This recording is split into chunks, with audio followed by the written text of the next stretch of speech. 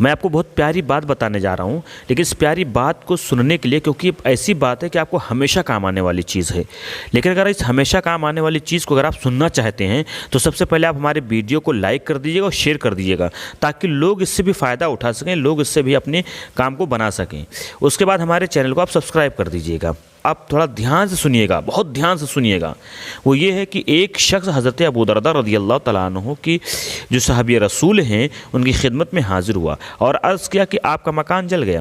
فرمایا نہیں جلا۔ پھر دوسرے شخص نے یہی اطلاع دی تو آپ نے فرمایا نہیں جلا۔ پھر تیسرے شخص نے آ کر یہی خبر دی کہ جل گیا، آپ نے فرمایا نہیں جلا۔ پھر ایک اور آدمی نے آ کر کہا کہ اے ابو درداء رضی اللہ تعالیٰ عنہ، آگ کے شرارے بہت بلند ہوئی، مگر جب آپ کے مکان تک آگ پہنچی تو بجھ گئی۔ فرمایا مجھے معلوم تھا کہ اللہ تعالیٰ ایسا نہیں کرے گا کہ میرا مکان جل جائے، کیونکہ میں نے رسول اللہ صلی اللہ علیہ وسلم سے سنا ہے کہ جو شخص صبح کے وقت یہ کلمات پڑھ لے شام تک اس کو کوئی بھی مصیبت نہیں پہنچے گی۔ میں نے صبح یہ کلمات پڑھے تھے، اس لیے مجھے یقین تھا کہ میرا مکان نہیں جل سکتا۔